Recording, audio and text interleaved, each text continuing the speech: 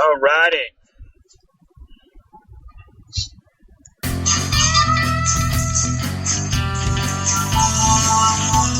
Here goes the music that y'all don't like. It's free though. I mean, you know, the price is right.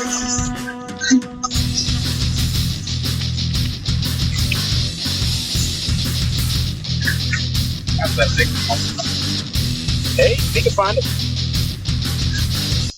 Woo! What's going on, everybody? We are live on the road, back from Charlottesville, Virginia, for the WWE's live event at the John Paul Jones Arena. John Paul Jones. John Paul Jones. On the UVA complex. JPJ. Okay, I'm not doing that. JPJ. PJ. All right, the triple threat again, back live. Stan Grubb, Rob Hefner. Holla, holla. Brian Taylor. What's up? What's up? What's up? What's up? What's up? Does anybody really know the words to the What's Up theme song? Rob and I were discussing this while being rapped to by one R-Truth. Thank you, R-Truth. Ooh, tonight we saw the coming together. Oh, yeah. Cool thing coming out of tonight's event. Tag team matchup between... Who did they face? Doggone it. Oh, the Social Outcasts and Titus O'Neil. Very cool to see him. Welcome back, Titus. And Jack Swagger.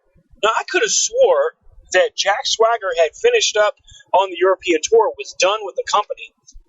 I'm very glad to be incorrect.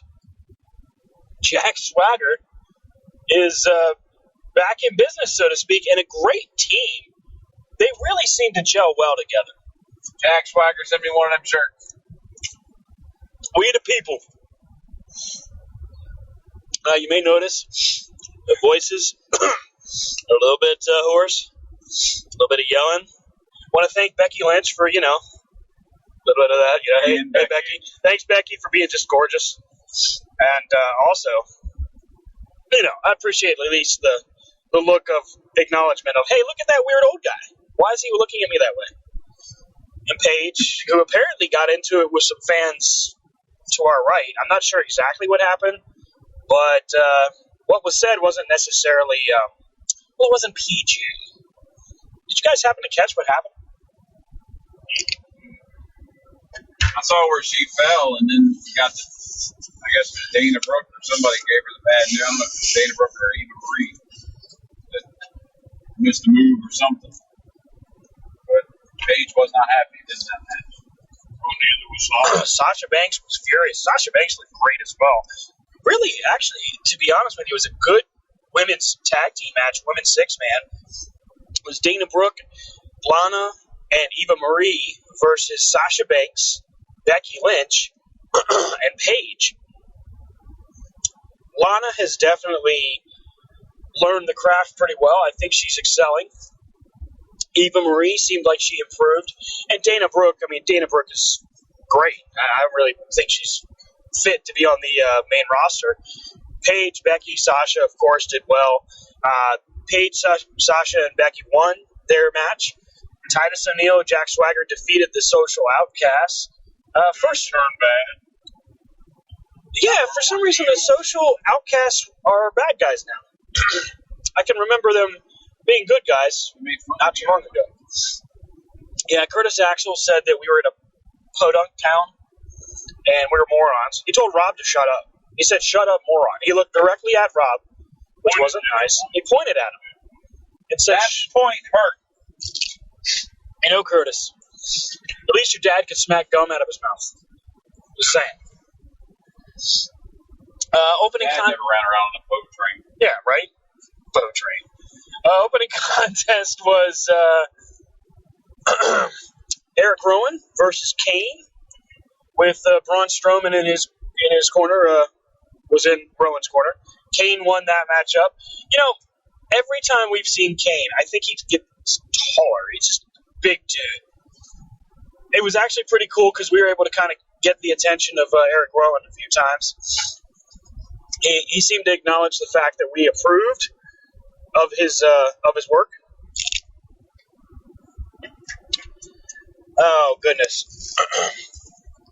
When we're talking about how WWE does a house show, one of my favorite things that they do is they just let them have fun. They let the guys do what they want to do, let the girls do what they want to do, and it makes it a lot more fun for the crowd. Lively crowd tonight in Charlottesville. I think we had a good audience. Guys, how many people do you think was in attendance?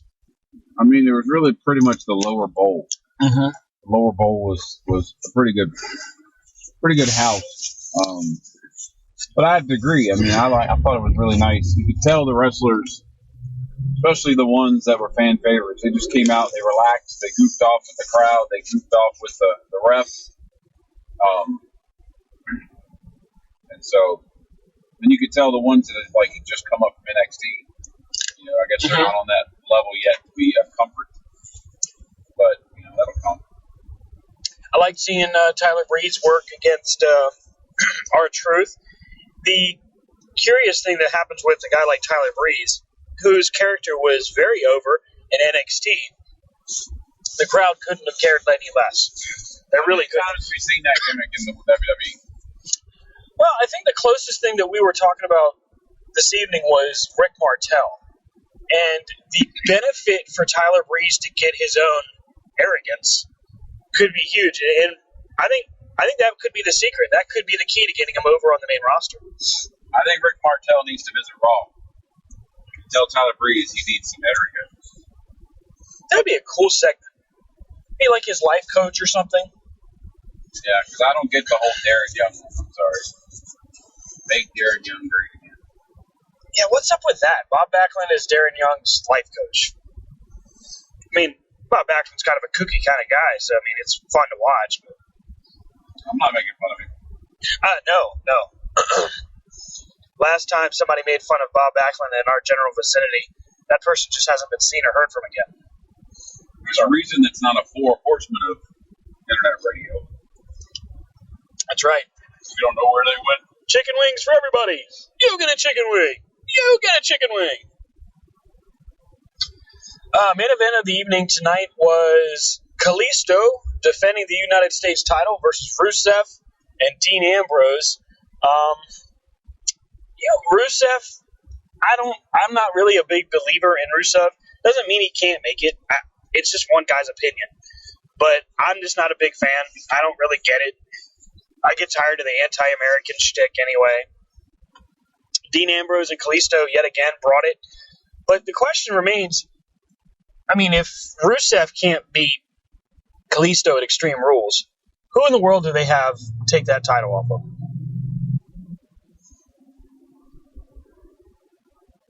I mean, you got Dean, but, I mean, that's the thing. That's my question is, you built the angle for Kalisto and Rusev. Right. Why, I don't know. But they built this angle. But now, like on the house shows anyway, you've thrown Dean Ambrose in the mix. Which we know the house shows are either stuff they want to see, if it will work, like maybe the whole social outcast going bad thing, or being not crowd favorites. See if it works on the house show, and then, hey, we put it on Raw. But what are you doing with Dean Ambrose? I mean, you put him in the world title picture. You had him face Brock Lesnar. Now you got him in three-way matches with Rusev and Kalisto. Kalisto is a great wrestler, don't get me wrong. But, Well, I think you guys would agree if with a guy like Kalisto, your first step is to detach him from Lucha Dragons and let him be a singles guy, if that's what your goal is. Also, the other half of Lucha Dragons, Sid Cara, defeated... Was it Connor? No, Victor. Sorry. Victor of the Ascension. Get fired. And, sorry. Suspended. we were heckling Victor, calling him Connor. Told him we thought he was the better part of Ascension. That was actually a lot of fun. One cool thing that happened tonight that was unexpected was when R-Truth took on Tyler Breeze, and Fandango came to Breeze's aid. Goldust ran down, and we got to actually see the Golden Truth shake hands. It was kind of cool. Thought that I think they've really done a good job of keeping that as an interesting story. But again, with New Day seemingly with a stranglehold on the tag titles, how do you maneuver a team like Golden Truth into the spotlight if you can?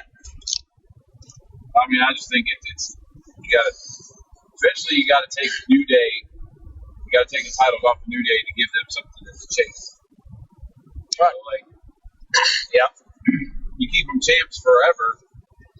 Yeah, they're the two-time champ, but they have to have something to work for eventually. So, I mean, I don't see them losing it to the Vaudevillains, but I mean, I don't see Golden Truth becoming a tag team championship caliber team. I think they're just there for the moment, but you never know. Conspicuous by his absence tonight was Kofi Kingston. Taking care of his kid, didn't he? Yep, that's what Xavier Woods was telling us. One of the funnier parts of the evening was Big E doing the gyration to Eden on the outside of the ring. By the way, Big E, you don't have a permit for that, sir. Young kids aren't ready to see that kind of stuff. And my eyes hurt too. Just saying. Brian was scarred. He's still recovering. That's why he's over there quiet. It's been a long, hard day. Long, hard road.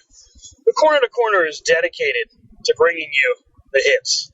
But I would say that I liked what Xavier Wood did. He threw it, just a typical wrestler.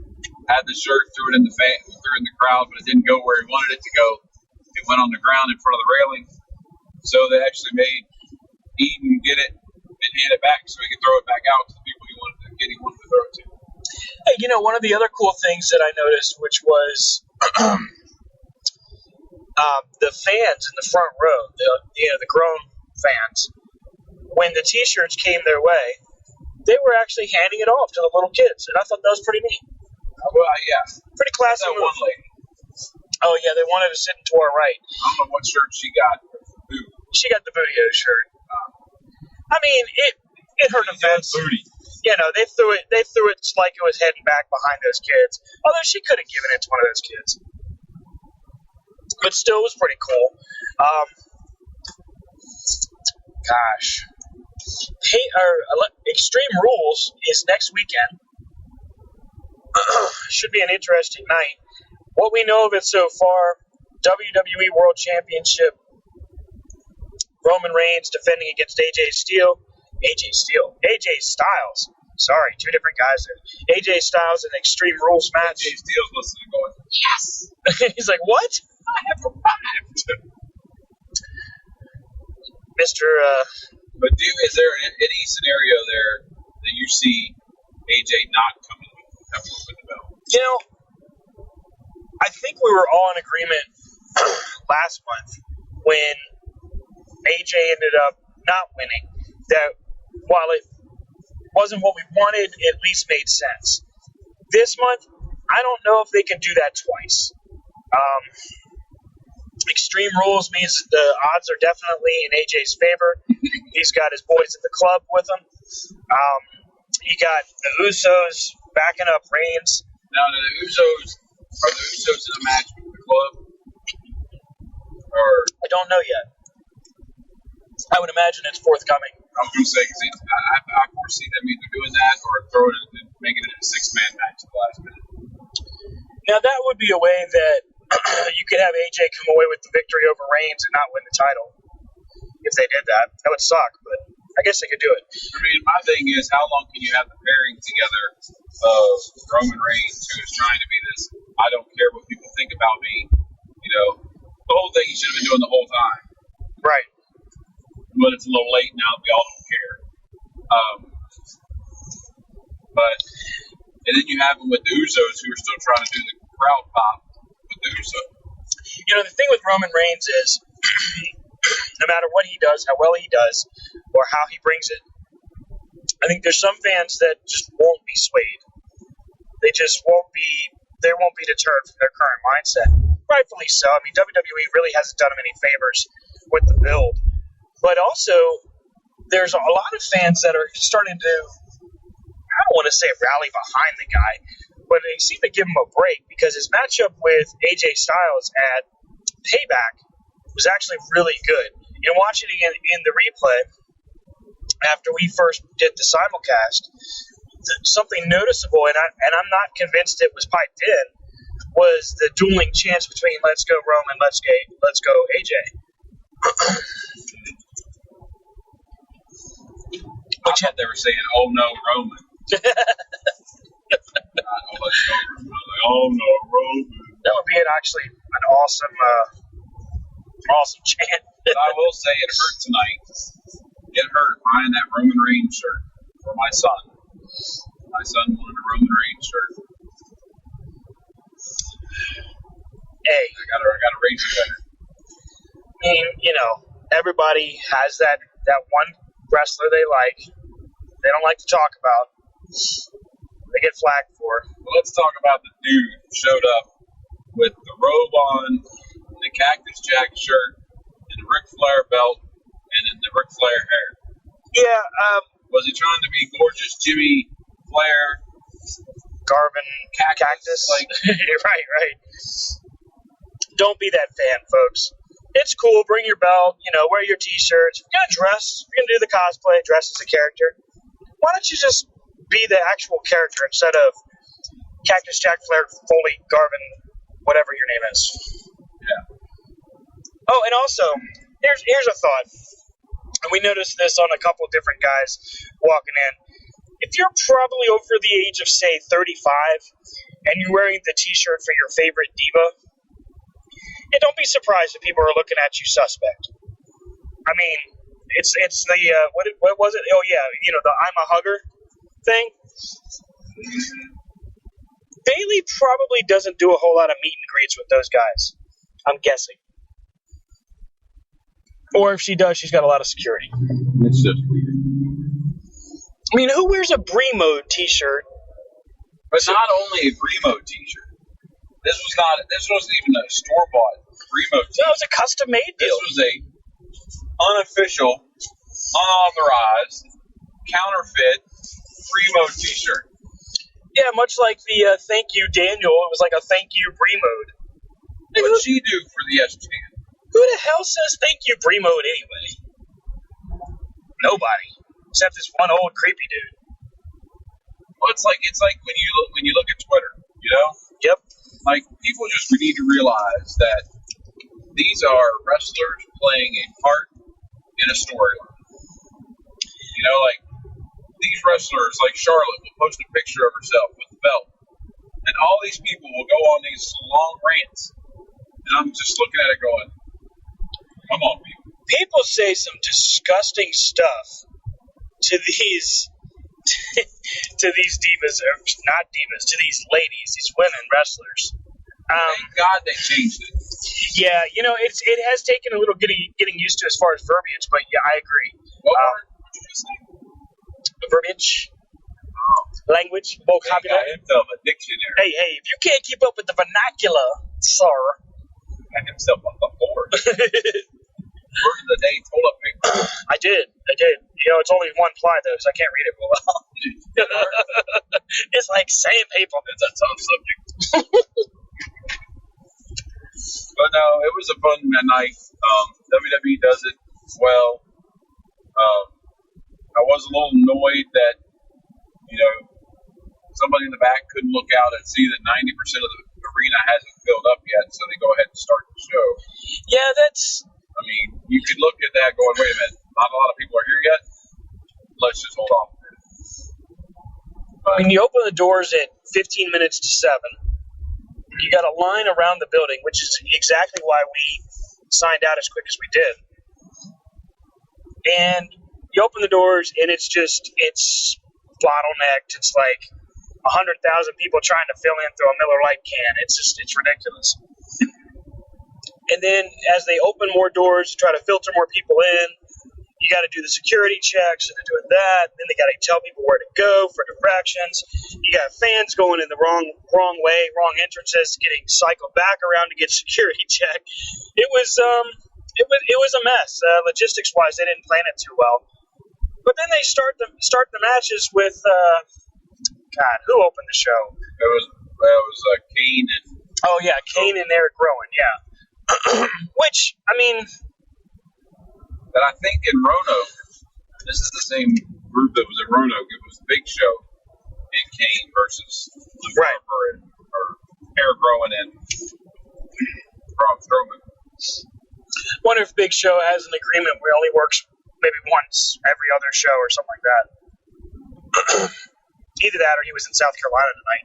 We know that there was a South Carolina or North Carolina, one or the other. I will say that Braun Strowman is a big dude. Yeah. Yeah. You see him coming down the alley, run the other way. You know, to coin a phrase, run. And tonight, finally, I figured out how Sin Cara does his leap over the rail. Yeah, we finally saw the trampoline put in place. I mean, you know, you read about it, but you're like, I don't know how he pulls that off, and the camera doesn't really show. Sorry, we didn't say spoiler. I mean, yeah, I guess so. Sorry. Spoiler alert. He doesn't have bungee legs. Noticeable by his absence, Charles Robinson. Bill Nates, I'm sorry, man. I didn't mean to creep you out that bad last time. You could have. your leg, Nate? I mean, I just wanted to know. I'm a concerned fan. All right, not really. Remember that fan we talked about earlier? I mean, That was Stan. I don't have an I'm a Hugger shirt. Not you're wearing now. I did say how you doing to Becky. Hey there. Hey, girl. And she didn't care. Yeah, well. She's like, you know how many I've seen in cities around the world? All right. If you had to pick your favorite match of the night, what would you say it was?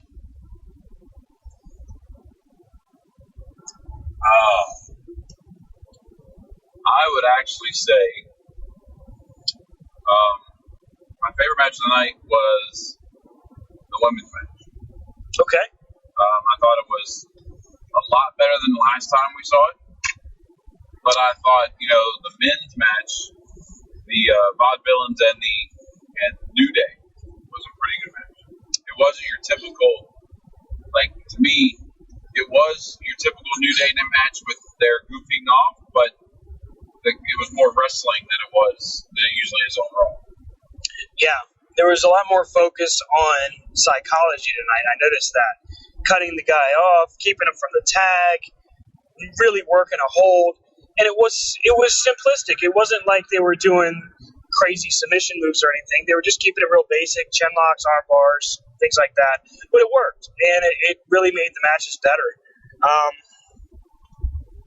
I would say that I really enjoyed the tag team title match, but I have to agree that the women's match was great. I actually thought that Victor versus Sin Cara was pretty good. I mean, it wasn't necessarily a main event anywhere in the world. Sorry, Tony Giovanni. But you can get him back in August, Tony. Oh, please no. No, really, no. But I really enjoyed that. I also thought that Kalisto looked good this evening. I thought that was impressive. Speaking of looking good, how about Lana? Just wow. No comment. Was she at the show that we saw a couple years ago? No, Rusev wasn't. No. That's right, because Rusev hadn't debuted yet on the main roster. Wow. How time flies, huh? The beginning match that night was Shield versus the Wyatt family. Oh, that's right. What a way to start the show. That's right after they came out and said John Cena's not going to be here, so we're going to give you a portion of your money back. Yeah. That was 2 years ago, 2014, just before WrestleMania 30. Cena was out for, I think we talked about it earlier, I think it was either a back or a hip injury, something like that. Beginning of the show, they announced, hey, Cena's not going to be here. We're really sorry. Anybody would like to get a refund, you have until the end of the first match. And if I remember correctly, nobody walked out. No. But I thought that was kind of neat that they'd be at least willing to offer that. A couple of notes. The merchandise stands. I mean, not that John Paul Jones Arena is a huge arena, but it's big enough for more than one location for merch. And it's also big enough to have maybe a little bit more merch to choose from. Yeah. That being said, I looked like Smart Mark 5000 walking out of that joint tonight. Complete with... WWE thanks him. Yeah, right. Apparently I just paid for shareholders to have the executive washroom for another few months. You're welcome. He made some kid days, stand stopped and let some people take a picture of some of his purchases. That was actually pretty cool. A couple fans stopped by. They're like, "Hey, can we check that out?" I was like, "Sure." I got one of the replica belts, and this little kid comes up with his dad, and the two fans that initially stopped us were taking pictures of each other with it. And then this little kid says, "Hey, can I hold it?" I was like, "Of course." So I let the kid check it out, and his dad takes a picture of him. It was just really neat. It was, I mean, I'm just another fan, just like anybody else, but it's kind of a cool little glimpse as to what maybe the wrestlers have to go through from time to time. It was kind of fun. Zan's coming to a Comic-Con near you. He'll be the weird guy in the back with a poster up saying, "Take a picture with my belt." Remember me? I was in Charlottesville, and you took a picture with my belt. The problem is he'll take his belt off his pants. Like, here's my pants. Here's my belt. I am getting older and senile, so. I mean, it was good. JPJ did not waste any time kicking people out. No, security is a little gruff at the end. You don't have to go home, but you can't stay here kind of mentality. Everybody out. So we stop off at Burger King on our way out, and the crowd at Burger King and Taco Bell, McDonald's, you can tell that everybody is leaving the arena where they spent ridiculous amounts of money on merch, but also ridiculous amounts of money on food or drink if they bought it there. Now they're filtering to the drive-thrus, so we try to break up our order for dinner into three, and the lady's like, "No, you can only do it on one order." Didn't even say I'm sorry. No customer service feel. Just no, you can only do it on one. Okay, sorry, thanks. I guess customer service has gone the way of the dodo. No, but I mean overall the matches were good caliber. It's interesting to see where it goes from here. Interesting to see where the Shane and Stephanie angle goes. Not sure what they're trying to do. But I will tell you, since we're talking wrestling, caught the latest episode of Lucha Underground, and I want to congratulate Lorenzo Lamas. You all might know him from 90s fame. The Renegade. The Renegade. He has reached a new plateau in his career as he is the councilman on Lucha Underground, when they had a match. They had a women's match last week that was just unreal. First women's match I've ever seen where somebody was bleeding. Like they ripped the girl's mask and she was bleeding and had her hanging over the rafters and the blood was dripping onto the audience. Oh wow! And then tonight they had, or this week they had the main event world title match, 4-casket match. So that was pretty cool. A 4-casket match? Yeah, like they had 4 caskets on each side of the ring, 1 casket on each side of the ring, and they just kept using them as weapons. So a 4-way casket match? No, it was 2 people. Oh, 4 caskets. Okay. Wow. Just in case they lose one, I guess. Swanton through the What casket. they were using them for, it was just like, oh my god. High quality stuff on Lucha Underground. If you don't get it, it's on the El Rey Network. Brian turned me on to it. Turned me on to the show on the El Rey Network. Not that there's anything wrong with that. But quality stuff coming out of Lucha Underground. Rey Mysterio is co-holder of the six-man tag team, or I guess they call it the Trios Championship. Yeah. And back to WWE. So we know that Intercontinental Championship is going to be defended at Extreme Rules. The Miz will be defending against Cesaro. And apparently Is it a four-way match? I believe so. It's supposed to be The Miz, Cesaro, Kevin Owens, and Sami Zayn. Yes. Did anybody ever think Zack Ryder was going to beat Kevin Owens? I mean, come on. Hey, you know what? I was actually impressed with the matchup between the two. He didn't do bad. I'm glad of the push for Zack Ryder. I mean, I think, those guys, every company has a Zack Ryder. Yeah. The WWE has many Zack Ryders. The ones that, he could be on the main roster this week, but if you need help and if you need the bump in NXT, he can easily go down there and will. For Mojo Rally. He'll go down there and he has no problem doing that. I wish more stars could do that, but it's about time. It's nice to see finally. And I learned something the other day. I didn't realize he has held the U.S. Championship. Yeah, he actually beat Dolph Ziggler for that. Hey, you always learn. That's right. Don't lie to you kids. You always learn. Even if it's little useless wrestling facts, you learn something. So, New Day is scheduled to defend against the Vaudevillains, or as JBL calls them, the Vaudevillians. Dork. Defending the tag team titles against the Vaudevillains. I don't see them losing it, but then again, when? If they don't lose it to the Vaudevillains, because you don't know when Enzo's going to be able to come back. Right. So obviously that would have been a great match. Yeah, it really would have. You push them up. You've turned the Dudley Boys into, they have no push right now.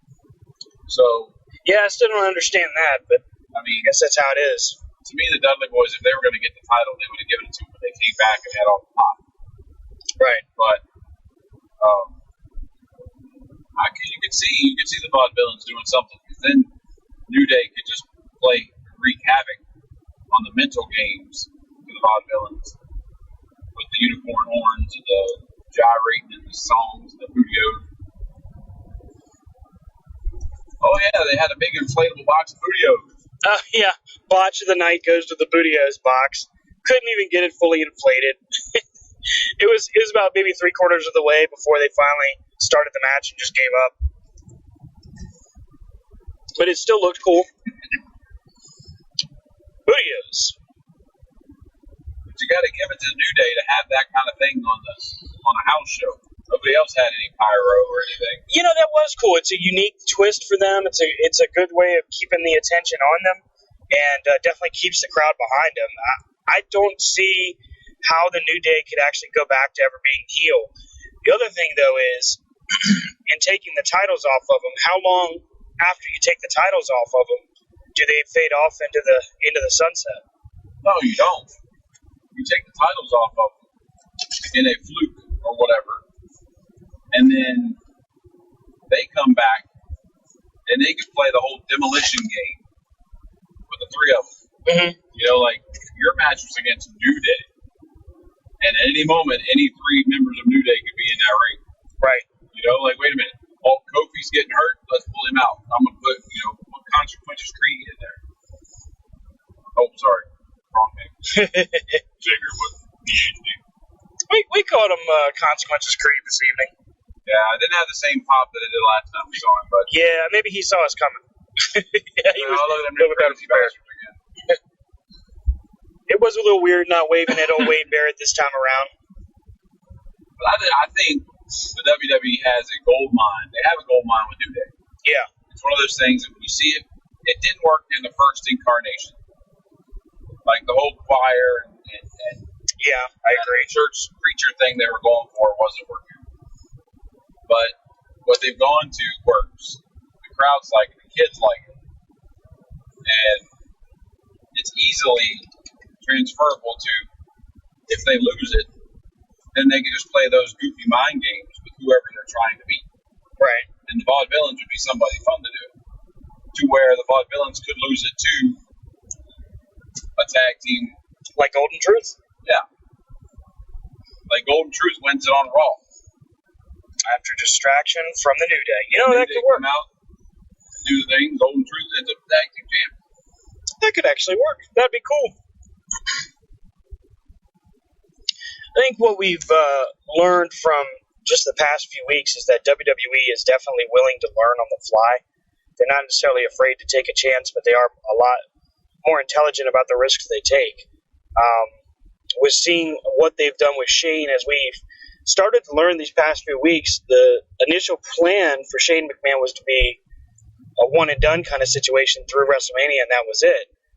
But by popular demand, based off of fan reaction, they made the decision to have him stick around and see how that would unfold. Now, because of how well it's done, that's where they've now gotten Stephanie involved rather than having Stephanie and Triple H involved. So that is actually a positive for them. The ratings have increased. We've seen a decent increase of interest from a general fan base perspective. Matches on Raw are better. And what we're seeing now is the focus shift to the in-ring product, which is what we've been begging for all along. It's just, I want to see more. Mm-hmm. I mean, granted, I'm like one of those fans. We wanted Shane to come in and do a change and do whatever, and then they do it. But then, of course, the typical fan is, we want more. Right. You know, like, to me, now what they're doing with it is pretty cool. How they have it where they'll change it up. You know, oh, wait a minute. Not only can you not go out, you can't go out tonight. Yep. You know? But just listen to the crowd pop when Shane's music hits. I mean, he gets the same pop that, any of the stars get.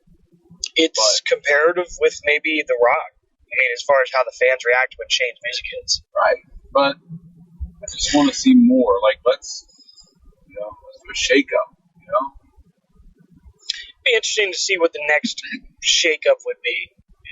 Is it a brand extension or brand split like we've been thinking or hoping? Is it, NXT making a more of a major move? What? I mean, I think if you are going to switch the brand, I think when your big guys get healthy again, you're going to have the same issue you had 10 years ago. Right. When they didn't have any talent. They went from that time where they had no main event talent. Then, boom, they had all this main event talent, and they had no place to put them. And so, you had to split the brands, SmackDown and Raw. Now, do you split the brand SmackDown Raw? Do you split the brand WWE NXT? Do you bring back WCW, which would be awesome? But, I think a brand split would be great because then you would have more belts to put on more people, and then you have more reasons for fans to tune in. Oh, and not to mention, more merch you can sell. Right.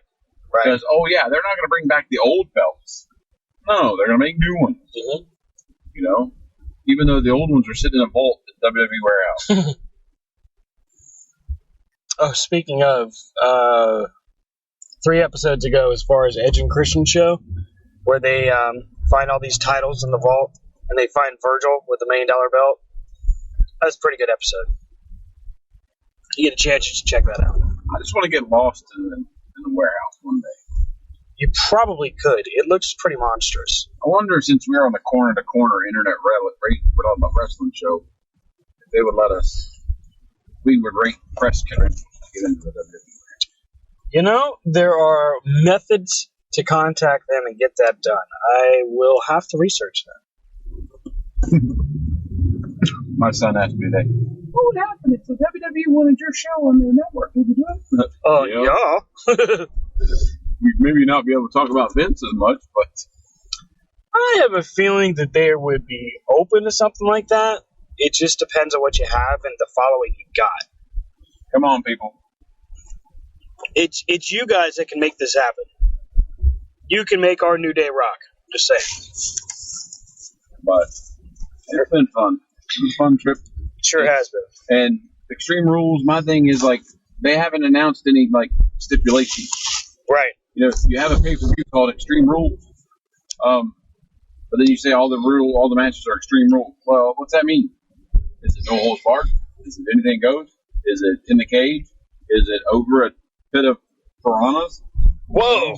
A match of in the pit of piranhas match. Dangling, you dangling a mirror in front of our Kardashian? Like, what are you doing? Well, that's dangerous because if they get a hold of a mirror, Kardashian's in a mirror match. Yikes. Well, I mean, they've got the be a manager for Tyler Breeze. And fun. Dong. The pretty people. Ugh. What's their tag match? What's their tag name going to be? Gorgeous Dancers. Glitter Express. Bad Gimmick 1, Bad Gimmick 2. Like Mr. Wrestling 1, Mr. Wrestling 2. Bad Gimmick 1, Bad Gimmick 2. Well, I mean, at least WWE finally got Fandango's dancing over. Of course, it took the Lucha Dragons to it. Lucha. You ever notice that? Huh? Yeah. Well, one thing you should have known is, like, Tyler Breeze should have known, wait a minute. Hold on. They teamed Fandango with Summer Rae. What happened to him? So then who they bring her in with? Summer Rae. She's kind of a waste. I don't know. Every now and again, she'll get in the ring and have a matchup with somebody like Sasha Banks, and she does all right. You never really know what you're going to get out of Summer Rae. My issue is when you film a show on the WWE Network about you driving along doing a thing, put your phone down, Summer Rae. Yeah, that's just not safe. You should not be texting while you're on TV. Well, folks, we are coming up on the end of it. It's been an awesome week of wrestling excitement. Be happy to join you probably in a recorded capacity for Extreme Rules. We'll send updates out throughout the Twitter and, of course, the Facebook page. You can catch up to us on C2C Radio. C2C Radio Show. Or C2C Radio Show on Twitter. That's his other show he's trying to make without us. Corner to Corner Show on Facebook. CornerToCornerWrestling.com. Corner to Corner Radio at gmail.com if you want to send us fan mail. At STRCP21 for Brian on the Twitter. Rob Hefner on the Twitter at Rob Hefner. At RDHUWP for Instagram. Holla. And Corner to Corner is on Instagram as well. And Stan from Krypton for myself on Twitter. Thanks again for listening. Forget, Beyond Ringside. That's right. You can find our podcast or our radio show on Beyond Ringside and on the Beyond Ringside family of networks. That's right. And also at Wrestling Podcast. That's right. We have, apparently we are expanding, and thank you so much for all of the different websites for picking us up. I'm still working on the statistics for that, but ProWrestlingRadio.net, BeyondRingside.com, and the multitude of other locations you can find us, of course, Spreaker.com. Thanks again for listening, everybody, and have a great night. We'll see you next time. Play the music.